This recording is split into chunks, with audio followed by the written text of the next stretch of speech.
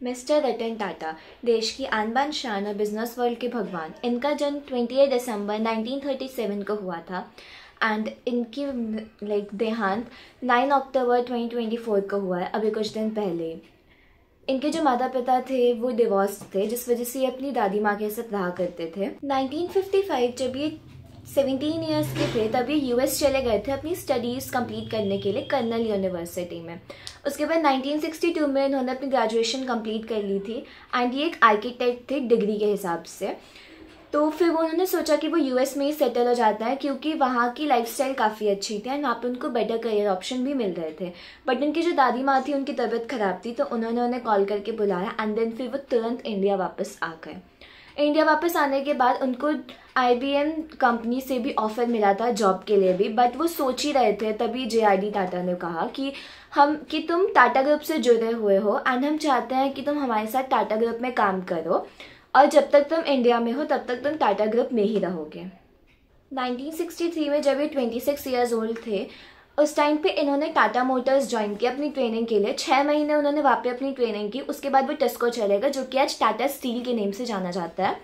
टिस्को में वो 6 महीने के लिए गए। उसके बाद फिर उनको वहीं पे टेक्निकल पोस्ट के ऑफिसर पे ज्वाइन कर लिया उन्होंने, फिर उन्होंने अपना काम करना शुरू कर दिया। 1969 4 साल के बाद वो ऑस्ट्रेलिया गए थे टाटा ग्रुप को रिप्रेजेंट करने के लिए। 1970 में उन्होंने TCS में कुछ टाइम के लिए काम किया। उसके बाद 1971 में उनको नाल्को का डायरेक्टर बना दिया। अब जो नाल्को थी वो एक ऐसी कंपनी थी जिससे टाटा ग्रुप ने उम्मीद छोड़ दी थी कि इस कंपनी में भी कुछ हो सकता है।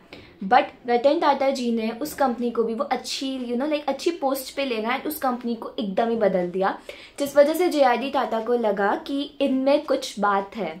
उस 1971 में टाटास, जो कि टाटा ग्रुप की प्राइमरी कंपनी थी, उसमें उनको डायरेक्टर बना दिया गया। 1975 में फिर वो हार्वर्ड बिजनेस स्कूल गए थे, वहाँ पे एडवांस मैनेजमेंट का उन्होंने प्रोग्राम किया था। 1981 में उनको टाटा इंडस्ट्रीज का डायरेक्टर बना दिया गया एंड 1983 पे उन्होंने टाटा सॉल्ट को लॉन्च किया।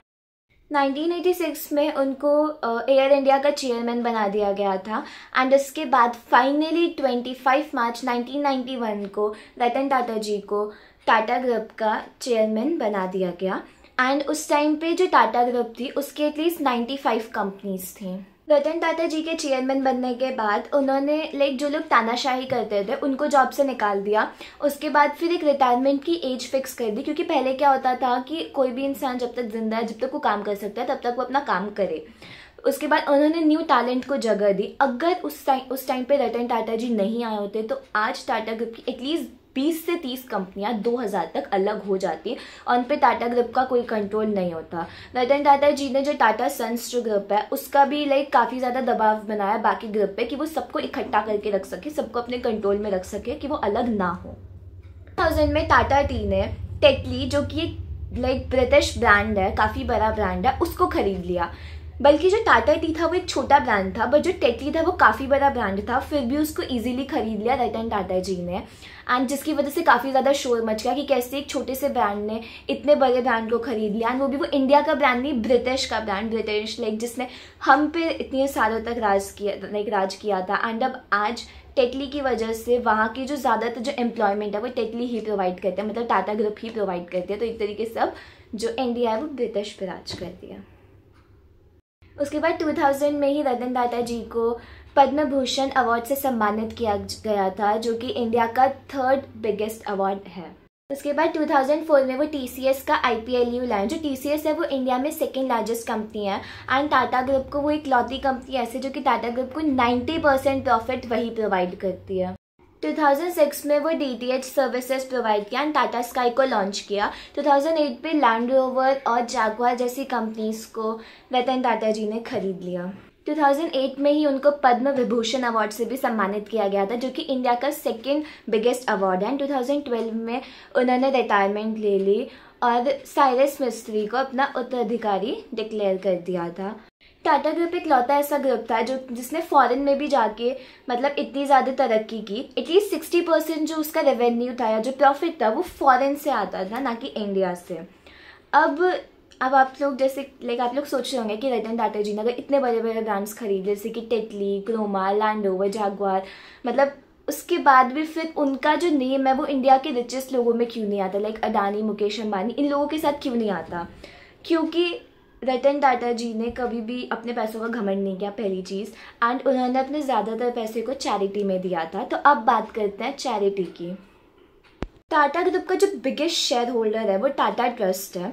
जितना भी पैसा होता है जो टाटा ग्रुप होता है वो टाटा सन्स को देता है, टाटा सन्स उसी रेवेन्यू को टाटा ट्रस्ट को देती है, जो कि लोगों में बांट देती है, वो भी लाइक उनकी ज़रूरत के लिए, चैरिटी एक तरीके से डोनेट कर देती है अपने पैसों को। रतन टाटा जी ने एटलीस्ट 500 करोड़ लाइक जिस टाइम पे कोविड से लड़ने के लिए लोगों को प्रोवाइड किया था, गवर्नमेंट को प्रोवाइड किया था। उसके बाद फिर जब वो ताज होटल पे अटैक हुआ था उस टाइम पे भी वो वहीं रोड पे खड़े होके उन्होंने लाइक पूरे इंसिडेंट को मॉनिटर किया था। और अभी तक लाइक उसमें जो जो लोग घायल हुए थे या फिर अगर उसके आसपास या फिर लाइक मैनेजमेंट हो गई उसकी या फिर कोई भी लोग, जितने भी लोग घायल हुए थे, उन सब का खर्चा रतन टाटा जी अभी तक उठाते हैं। एंड उसके लिए अलग से भी सर्विसेज प्रोवाइड की गई थी, अलग से एक ट्रस्ट खोला गया था ताज पब्लिसिटी ट्रस्ट नेम से, जो कि अभी तक उन लोगों को प्रोवाइड करती है। बॉम्बे हाउस में जब एक बार वो गए थे तो उन्होंने देखा कि जैसे स्ट्री डॉग्स कैसे घूम रहे हैं इधर उधर, उनको खाने के लिए नहीं मिल रहा, वो अच्छे से रह नहीं पा रहे, तो फिर वहीं पे उन्होंने एक डॉग हाउस भी खोला, वहीं बॉम्बे हाउस में स्ट्री डॉग्स के लिए उनको खाना प्रोवाइड किया, उनको रहने की जगह प्रोवाइड की। तो ये थे रतन टाटा जी। जब रतन टाटा जी ने टाटा ग्रुप ज्वाइन किया था तब टाटा ग्रुप का रेवेन्यू 14,000 करोड़ था, एंड उसका जो मार्केट कैप था, लाइक मार्केट कैप वैल्यू जो थी वो 30,000 करोड़ थी उनके ज्वाइनिंग के टाइम पे। उनके रिटायरमेंट के बाद टाटा ग्रुप की जो रेवेन्यू थी वो 5,25,000 करोड़ तक पहुंच गई थी, एंड जो मार्केट कैप था वो 25 लाख करोड़ तक पहुंच गया था उनके रिटायरमेंट के बाद। मतलब जब उन्होंने स्टार्ट किया था उस टाइम पे जो रेवेन्यू थी वो सिर्फ और सिर्फ 14,000 करोड़ थी, एंड जब उन्होंने रिटायरमेंट लिया तब वो 5,25,000 करोड़ तक पहुँच गए। वही मार्केट कैप उनकी ज्वाइनिंग के टाइम पे 30,000 करोड़ थी, एंड उनके रिटायरमेंट के बाद वही मार्केट कैप 25 लाख करोड़ तक पहुँच गई। तो ये थे रतन टाटा जी। यहाँ तक कि उन्होंने एटलीस्ट $1.2 बिलियन आज तक चैरिटी में दिया है। $1.2 बिलियन मतलब कि 120 करोड़ के समथिंग चैरिटी में। तो ये थे रतन टाटा जी। आई होप आप लोगों की आज की वीडियो पसंद आई होगी। Thank you.